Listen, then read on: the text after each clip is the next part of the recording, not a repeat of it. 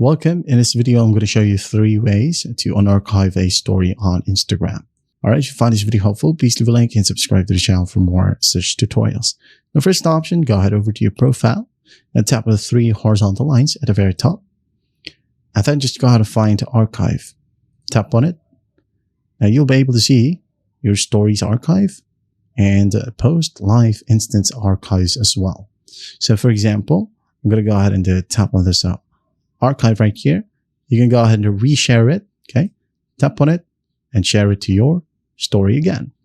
Another option is by adding it to your profile highlights. And the third option is by simply downloading it, saving the video, saving the photo to your gallery or phone's camera.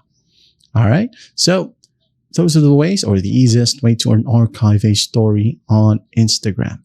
I hope this video helps, and I'll see you in the next one.